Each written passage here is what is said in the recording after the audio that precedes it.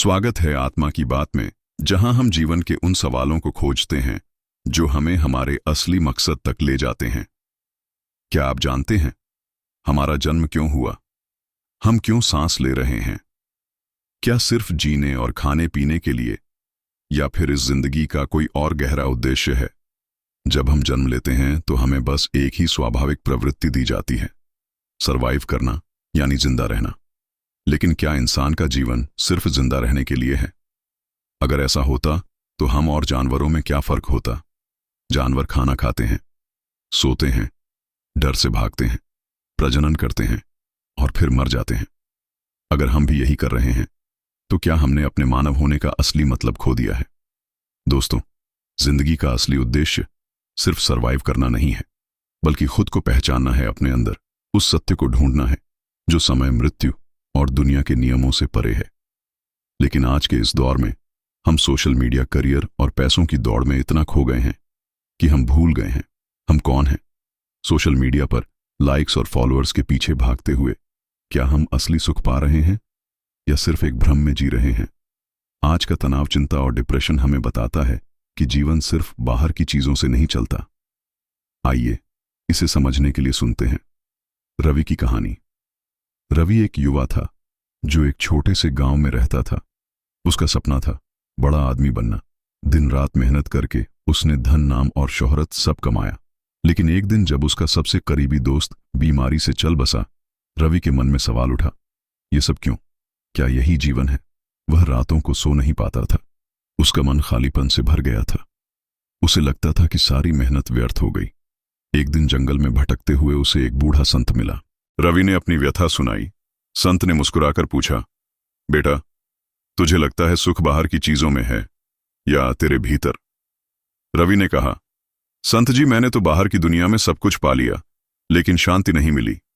संत ने जवाब दिया, क्योंकि सुख बाहर नहीं, अंदर है। तूने अपनी आत्मा को भुला दिया। फिर संत ने एक कहानी सुनाई। एक पक्षी था जो सोने के पिंजरे में रहता था। उसमें खाने पीने की हर चीज थी, लेकिन वह उड़ नहीं सकता था।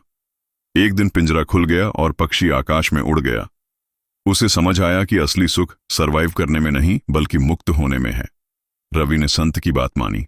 उसने ध्यान करना शुरू किया, बुरे कर्मों से दूर रहा और हर घटना को भगवान की इच्छा मानकर स्वीकार किया। धीरे धीरे वह समझ गया कि जीवन की हर चुनौती हमें आत्मा की जागृति की ओर ले जाती है। उसने न सिर्फ जीवन जीना शुरू किया, बल्कि अपनी आत्मा को परमेश्वर से जोड़कर मोक्ष की ओर बढ़ा।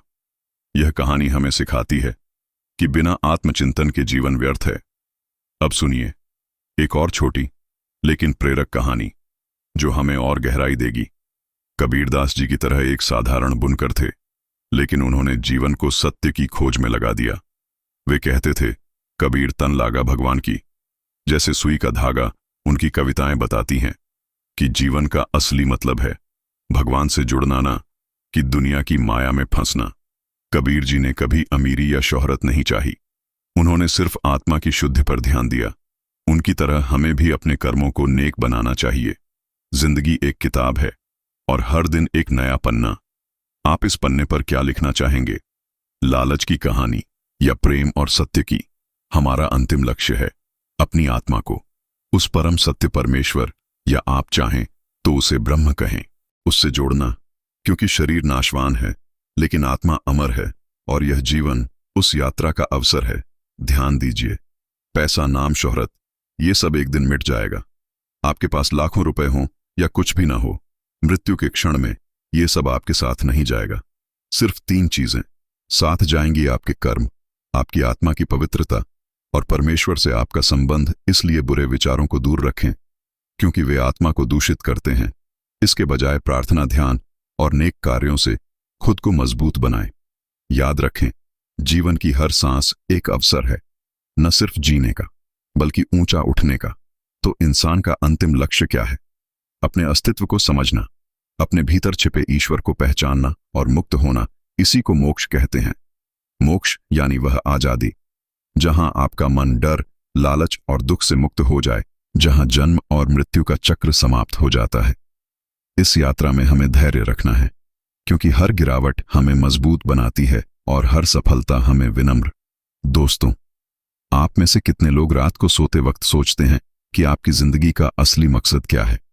याद रखिए, जीना सिर्फ सांस लेने का नाम नहीं, जीना है अपनी आत्मा को जागृत करना, और इस धरती पर हमें बुरे काम न करके जो हो रहा है वो सब अच्छा हो रहा है, ये मानकर सरवाइव करना है और भगवान की प्राप्ति करनी है, क्योंकि हर घटना, हर चुनौती हमें उस परम सत्य की ओर ले जा रही है। इस सच्चाई को अपनाएं और जीवन को एक सुंदर यात्रा बनाएं। ये थी आत्मा की बात। मिलते हैं अगली कहानी में, जहां हम जीवन के गहरे रहस्यों को और खोलेंगे। तब तक खुद को पहचानिए, सच की तलाश जारी रखिए और अपनी आत्मा को जागृत कीजिए।